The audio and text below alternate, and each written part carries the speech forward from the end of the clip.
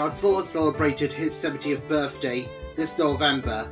However, he wasn't the only celebrity monster who had an anniversary year, as 2024 is also the anniversary year for another reptilian superstar, and that would be none other than Scotland's most famous resident, Nessie the Loch Ness Monster.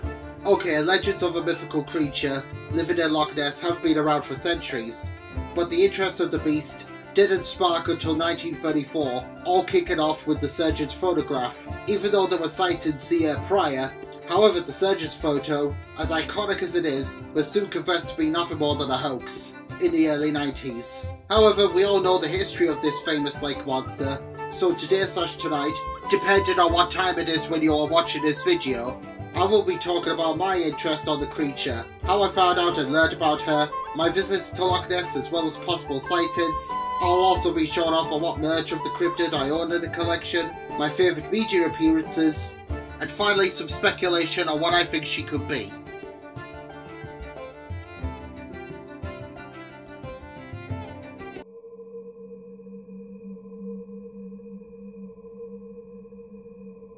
It all started in 1998, when I was only 6 years old. My parents went on vacation to spend a weekend in Scotland, and my late grandfather stayed with me and my older brother, who was only a teenager at the time. My folks told me about the Loch Ness Monster, and despite being at the age when I'm supposed to believe that monsters are hiding in the closet, I knew that they weren't really real, and yet the idea of Scotland having one swimming in one of its many large lakes fascinated me. But I was also informed that she's meant to be friendly and shy. They never went to Loch Ness itself, however they did get me some merch that I'll talk about later. For whatever reason, I originally thought that the Loch Ness Monster looked like a mutant iguana, and I hadn't yet seen the Roman-Derek TriStar Godzilla movie at this point. However, it wasn't until my parents returned home that they bought me a children's storybook on Nessie, and that's when I realised that she's actually meant to be a sea serpent, and later on a surviving plesiosaurus, which is the most iconic depiction of the creature, but it wouldn't be until many years later when I finally went to Loch Ness.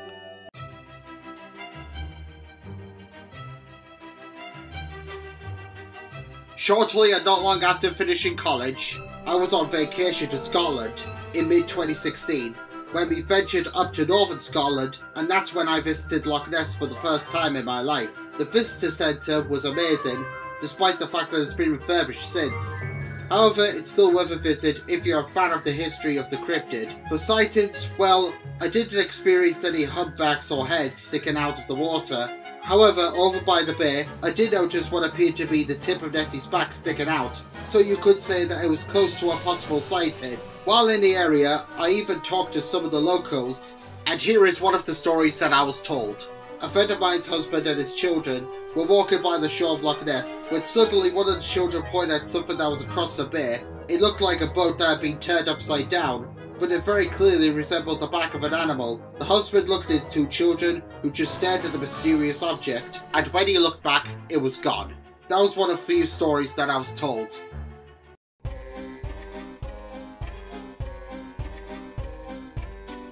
Me being a collector of monster models, it will come to no surprise to anybody that I have some Nessie merch in the collection, ranging from books to DVDs.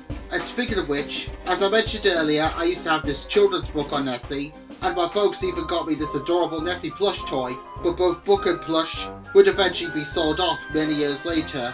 However, you can still get these items to this day, as I would repurchase them, not for myself, because I'm too old obviously, but for my nephew who was only 3 years old at the time, in mid-2016. Now for the part that you've all been waiting for, the figures. And I have quite a fair amount. There's this sort of large model of the cryptid that I bought a very long time ago, in early 2000, and would do a review on it many years later. Well, 20 years later to be precise, in the year that we don't talk about, 2020.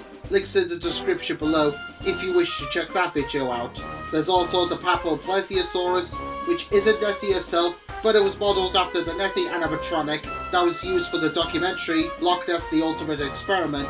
However, it makes a very good Loch Ness monster figure, and for miniatures, I have plenty of those. Some have been reviewed and others have started animations. And even though I do love all of them, there are actually 3 that I would like to briefly show. Firstly is this Gashapon model from Japan that I like to display with my Godzilla Gashapon figures. and I keep it in a custom set that I call the 30th group. I did a review on this miniature a few years ago with some other kaiju models, and Nessie's part is here. Links in the description below if you want to know more detail. The second is another Gashapon figure, however this one is quite interesting because it's not actually Nessie, but a considered design that would be repurposed for the Lake Dragon in one of Toho's classics, Princess from the Moon. Again, I did a review, links in the description below, and Kaiju Nessie's part is here. And for the third Nessie, well, that would be this guy. And if you're a subscriber to this channel, then I'm sure that you'll all recognise him for starring in Kaiju and Cryptids.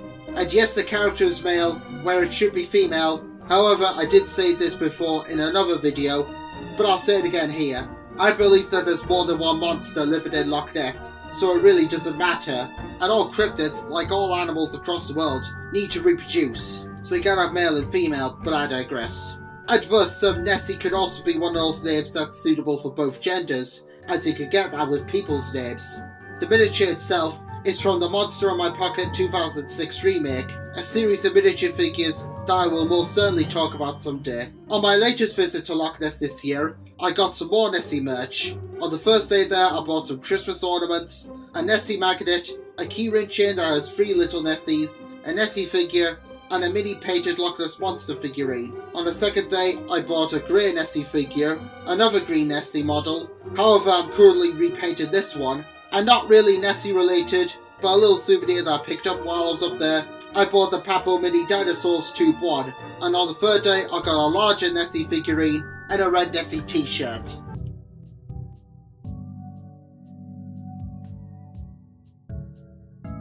So for media appearances. Now Nessie the Loch Ness Monster has had a heck of a lot of appearances, from movies to television shows, cartoons, video games, comic books and novels, etc. and so on. And if I went through every single one of them, then we would be here all day. So instead I'll be talking about 3 of my favourite depictions of Nessie. In first place would be from the Disney documentary Man, Monsters and Mysteries, which is where I actually heard Nessie speak for the first time. And he was voiced by none other than Sterling Holloway. That's right, the Loch Ness Monster had the voice of Winnie the Pooh. Now Disney does have another Nessie from one of their shorts, which was called The Ballad of Nessie, but instead I'm talking about the Holloway Nessie. Unlike Ballad Nessie, who wanted a new home, Holloway Nessie is arrogant, boastful, crafty, knowledgeable, quick to anger, laid back, and also very cowardly as well. Holloway did a great job at voicing the character, however I do wish that he put on a Scottish accent. My second favourite media Nessie, and first favourite movie in general, would be from the 1964 film, The 7 Faces of Dr. Lowe. Now this incarnation of the cryptid is quite different compared to the more traditional Plesiosaurus or giant sea serpent, as he resembles a mythical water dragon. He was also brought to life by the magic of stop-motion animation, which was done by Jim Danforth. Too bad that it wasn't provided by the legendary late Ray Harryhausen, because he would have done a much better job in my opinion. The Loch Ness Monster in the movie cannot stand water, it's why nobody has ever been able to spot the beast, and this is the only depiction of the cryptid who actually has the ability to grow extra heads.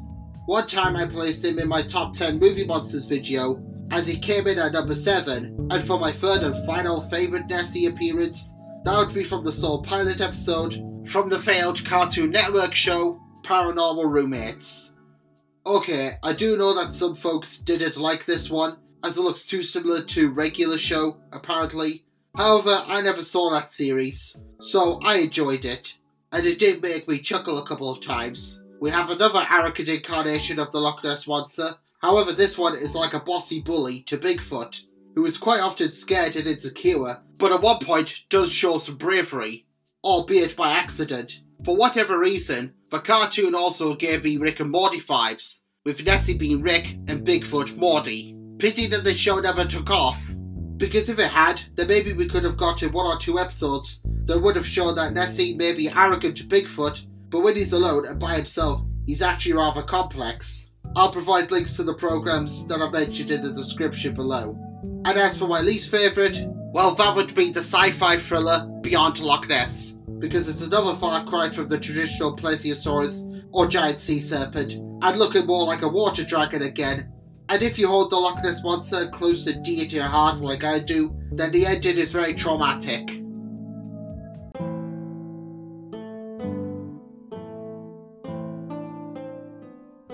Scientists and those who are on the logical side will tell you that Nessie is nothing more than a giant eel or even an oversized leech, and not a surviving plesiosaurus, even though now and then, on the odd occasion, you'll get the odd radar scan that appears to be hopeful to all plesiosaur fans and enthusiasts like myself. However, I will agree that Nessie isn't an Elasmosaurus or even a Cryptocoelus, and this is just a bit of speculation. My guess is that the Loch Ness Monster and the rest of her kind aren't ancient marine reptiles who have survived from the Jurassic period, but rather a group of sea turtles who have increased in size, lost their shells, evolved to have long necks. They can survive in both the open ocean and freshwater lakes. They also possess blubber, and they're called plesioturtles. Yes, I am aware that no reptilian DNA was ever detected in the loch. Well, that's simply because their DNA is identical to eel DNA.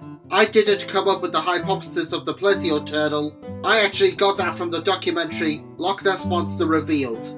Nessie is truly a fascinating cryptid, and one of the world's most famous monsters, along with Godzilla, King Kong and Sasquatch, to name a few. And if I ever did a top 10 cryptids video, then you can guarantee that she would come in at number 1. So that's all I've got to say now, folks. This is Dragonzilla 1991, signing out. Thank you all for watching, and happy 90th anniversary to Nessie the Loch Ness Monster. Here's to another 90 years of mystery. Take care, and I'll see you all next time. Bye for now.